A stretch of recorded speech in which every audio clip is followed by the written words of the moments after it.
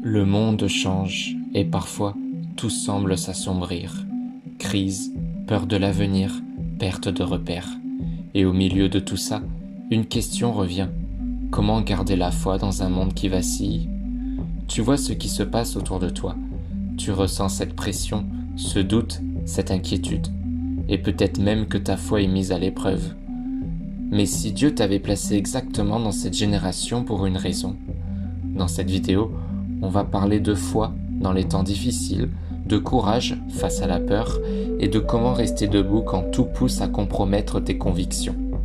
Parce que la lumière brille le plus dans l'obscurité. Et aujourd'hui, plus que jamais, le monde a besoin de personnes solides, ancrées et remplies de foi. C'est parti. Bienvenue sur le rocher. Quand l'actualité est anxiogène, quand les guerres éclatent, que les catastrophes naturelles se multiplient, que les prix explosent ou que la peur de demain paralyse les cœurs, tu te poses peut-être cette question légitime. Où est Dieu dans tout ça? Pourquoi tout semble s'effondrer? Comment garder ma foi sans sombrer? Ce message ne nie pas la réalité du monde, mais te propose une autre réalité, celle du royaume de Dieu, plus solide que n'importe quelle crise. Tu n'es pas seul, et il y a de l'espoir. Tout d'abord, rien ne surprend Dieu. Comme nous le dit Matthieu chapitre 24 versets 6 à 8, vous entendrez parler de guerre et de bruit de guerre. Mais ce ne sera pas encore la fin. Tout cela ne sera que le commencement des douleurs. Jésus ne nous a jamais promis un monde sans souffrance, mais il nous a prévenus pour que nous soyons préparés. Les crises, les conflits, les catastrophes ne sont pas des preuves de l'absence de Dieu. Elles sont des signes des temps que Jésus avait annoncés. Et dans cette noirceur, Dieu travaille encore. Rien n'échappe à sa souveraineté. Même quand tout semble hors de contrôle, lui, il règne. Deuxièmement, ta foi ne dépend pas du monde. Nous recevons un royaume inébranlable, soyons donc reconnaissants. Hébreux chapitre 12 au verset 28. Le système de ce monde est fragile, instable, imprévisible. Mais toi, tu appartiens à un royaume inébranlable, un fondement éternel que rien ne peut ébranler, Jésus-Christ. Quand tout s'écroule autour de toi, tu peux rester debout, pas parce que tu es fort, mais parce que tu es planté dans la parole vivante. Ta foi n'est pas accrochée à un gouvernement, une économie ou une sécurité humaine. Elle est enracinée en Dieu et rien ne peut l'arracher. Troisièmement, tu es la lumière dans les ténèbres. Vous êtes la lumière du monde. Une ville située sur une montagne ne peut être cachée. Matthieu chapitre 5 au verset 14. Quand le monde panique, toi tu peux briller par la paix. Quand les autres s'inquiètent, tu peux offrir l'espérance. Ton attitude, ta confiance en Dieu, ta paix intérieure peuvent attirer des cœurs vers Jésus. Dieu ne t'a pas placé dans cette génération par hasard. Tu es un porteur de lumière, un agent de foi dans un monde qui a désespérément besoin de repères. Ce n'est pas le moment de fuir ou de te cacher, c'est le moment d'incarner ce que tu crois. Même une toute petite lumière fait fuir l'obscurité. Quatrièmement, fixe tes yeux sur Jésus. À celui qui est ferme dans ses sentiments, tu assures la paix, parce qu'il se confie en toi. Ésaïe chapitre 26 au verset 3. Plus tu regardes aux infos, aux réseaux, aux rumeurs, plus ton cœur se trouble. Mais si tu regardes Jésus, ton âme retrouve l'ancrage, la paix surnaturelle et la force de tenir bon. Fixer tes yeux sur Jésus, c'est méditer la parole plus que les statistiques, chercher la voix de Dieu plus que les commentaires humains, t'appuyer sur les promesses éternelles et non sur les prédictions temporaires. La paix ne vient pas de l'absence de crise, elle vient de la présence de Christ. Et enfin, Dieu peut utiliser la tempête pour te former. Toute chose concourt au bien de ceux qui aiment Dieu. Romains chapitre 8 au verset 28. Même les crises ont un but spirituel. Elles peuvent te rapprocher de Dieu, purifier ta foi, te rendre plus mature, plus dépendant de lui. Ce qui semble te secouer aujourd'hui, Dieu peut s'en servir pour te fortifier demain. La foi n'élimine pas la tempête, mais elle te permet de marcher dessus, comme Pierre l'a fait sur les eaux. Oui, les crises sont bien là, mais elles ne sont pas éternelles. Elles ne sont pas plus fortes que ton Dieu. Tu n'es pas appelé à marcher dans la peur, ni à baisser les bras. Tu es appelé à garder la foi, à la nourrir, à la proclamer, et à vivre comme un fils ou une fille du royaume. Dieu n'a jamais perdu le contrôle, et il ne t'abandonnera jamais. Écris en commentaire « Ma foi repose sur Dieu, pas sur ce monde ». Partage ce message si tu veux encourager quelqu'un à rester debout dans la foi. Abonne-toi pour recevoir des messages bibliques puissants chaque jour pour nourrir ton cœur et ton esprit. Garde les yeux levés, Dieu est avec toi pour toujours.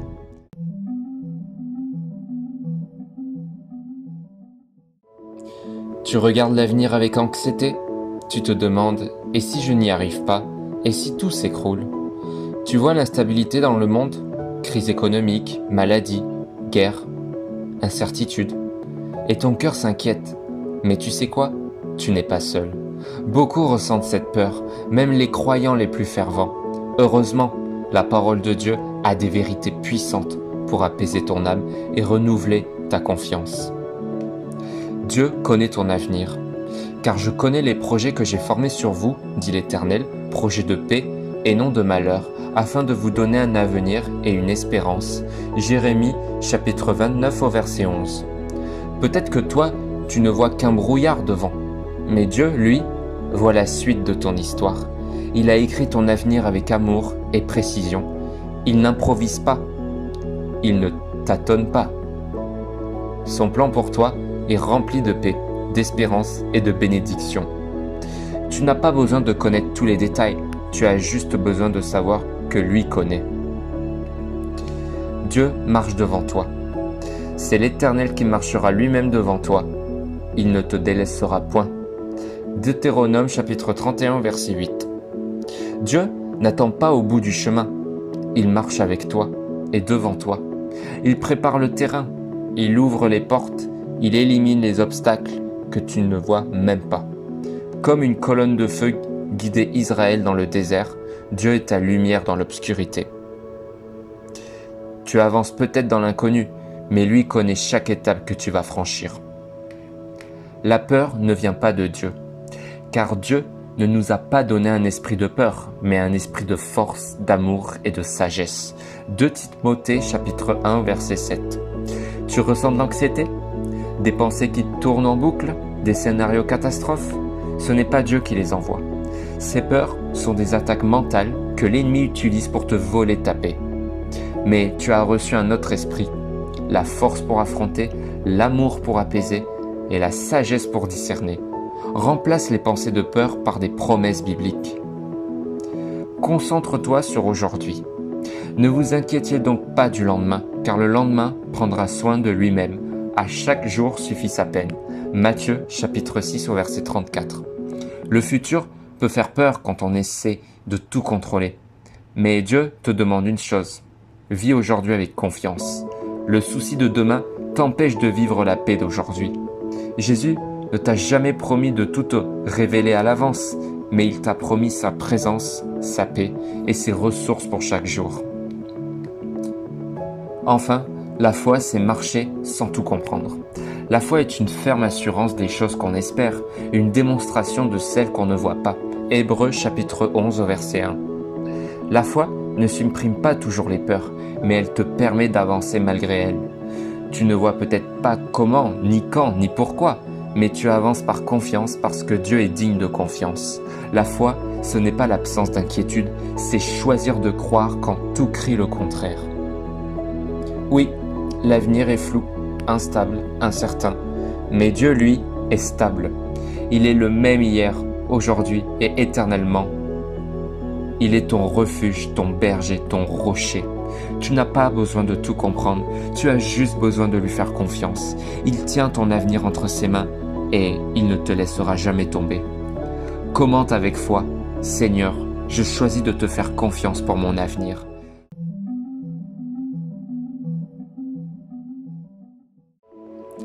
Tu regardes autour de toi et tout semble sombre. Violence, confusion, solitude, valeurs inversées, pression sociale, perte de repères. Et tu te demandes comment garder la foi quand tout autour s'effondre, Comment briller sans être éteint, sans me perdre dans ce monde? Peut-être que tu te sens isolé, fatigué, incompris, mais aujourd'hui, Dieu veut te rappeler quelque chose de puissant. Tu n'es pas appelé à survivre dans ce monde, mais à y rayonner. Tu es appelé à briller, pas à te fondre dans l'ombre. Vous êtes la lumière du monde. Une ville située sur une montagne ne peut être cachée. Matthieu chapitre 5 au verset 14. Ce n'est pas juste un encouragement, c'est une identité spirituelle. Dieu ne t'a pas sauvé pour que tu te caches, il t'a allumé pour que tu brilles avec clarté, même quand c'est inconfortable, même quand on te critique. Ta lumière est là pour produire un changement, pour pointer vers Jésus, pour faire reculer les ténèbres. Même si tu es seul, ta lumière a de la valeur. Même une petite lumière chasse une grande obscurité. La lumière brille dans les ténèbres et les ténèbres ne l'ont point reçue. Jean chapitre 1 verset 5.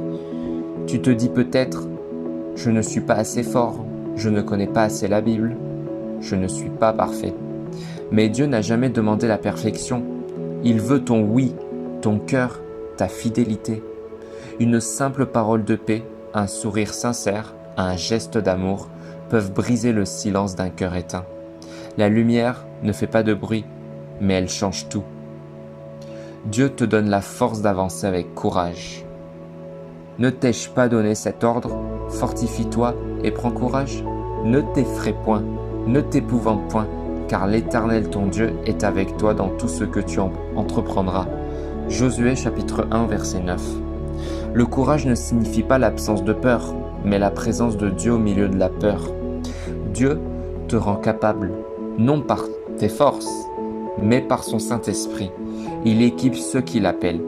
Chaque pas que tu fais dans la foi, chaque choix que tu prends pour lui, même s'il te coûte, il le voit et il te fortifie. Ta lumière peut enflammer d'autres cœurs. Soyez irréprochables et purs, des enfants de Dieu irrépréhensibles au milieu d'une génération perverse et corrompue, parmi laquelle vous brillez comme des flambeaux dans le monde. Philippiens chapitre 2 verset 15. Tu es un flambeau, et un flambeau peut en allumer d'autres. Ta vie, même simple, peut inspirer, toucher, faire réfléchir, guérir. Ton témoignage, ton intégrité, ta paix en pleine tempête peuvent être la réponse aux prières silencieuses de ceux qui t'observent. Ta lumière attire, elle réchauffe, elle oriente, elle réveille. Ne laisse pas les ténèbres te faire croire que tu es inutile ou trop petit. Dieu t'a choisi pour ce temps précis, pour cette génération. Tu es une lumière dans ses mains. Et plus le monde est sombre, plus la lumière brille fort. Ne t'éteins pas, ne baisse pas les bras, tiens ferme, brille, continue. Commente, Seigneur, même dans les ténèbres, je choisis de briller pour toi.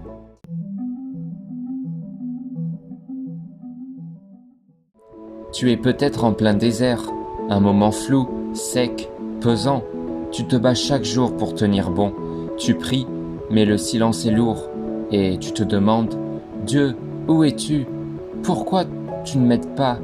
Est-ce que tu m'as oublié? Tu n'es pas seul, et surtout, Dieu n'est pas absent. Aujourd'hui, voyons pourquoi il ne t'abandonne jamais, même quand tout semble dire le contraire. Les temps difficiles ne sont pas des signes d'abandon. Je ne te délaisserai point et je ne t'abandonnerai point. Hébreux chapitre 13 au verset 5. Dieu ne t'a jamais promis une vie sans épreuve. Il t'a promis sa présence constante, même dans la vallée de l'ombre. Tu peux être dans la tempête, mais il est dans la barque. Comme avec les disciples, il est là, même quand il semble dormir. Ce n'est pas l'absence de problèmes qui prouve l'amour de Dieu, c'est sa fidélité au milieu des problèmes. Dieu utilise l'épreuve pour t'élever.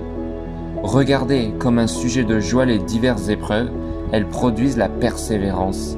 Jacques chapitre 1 au verset 2 à 4. Ce que tu vis aujourd'hui n'est pas une punition, mais une préparation. Dieu utilise ce feu pour purifier, fortifier, faire grandir. Ce n'est pas une fin, c'est un chantier. Et le chantier est parfois sale, long, difficile, mais le résultat sera solide et glorieux. L'absence de sentiments n'est pas l'absence de présence. L'Éternel est près de ceux qui ont le cœur brisé. Psaume 34, verset 18. Tu ne ressens peut-être rien, tu pries mais tu n'entends pas. Mais sache ceci, la présence de Dieu ne dépend pas de tes émotions. Dieu est fidèle, même quand ton cœur est froid.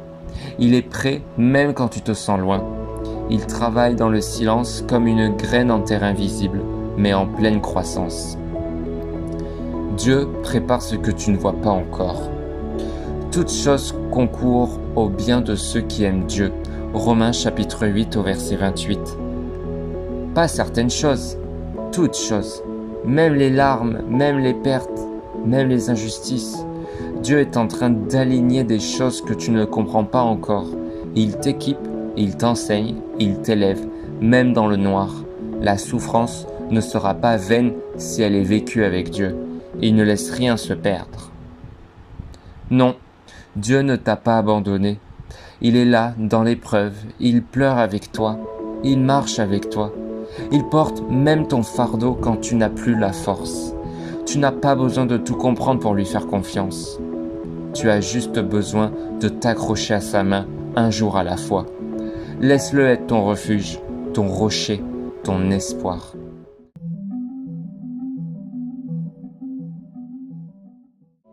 As-tu déjà ressenti cette tension, le choix entre rester fidèle à Dieu ou céder un peu pour être accepté, validé, applaudi? Aujourd'hui, on vit dans une culture qui glorifie l'instantané, le confort, le tout le monde le fait. Mais toi, tu es appelé à autre chose. Tu es appelé à vivre mis à part, même si ça coûte. Le monde te vend de faux diamants. Large est la porte, spacieux est le chemin qui mène à la perdition, et il y en a beaucoup qui entrent par là. Matthieu chapitre 7 au verset 13.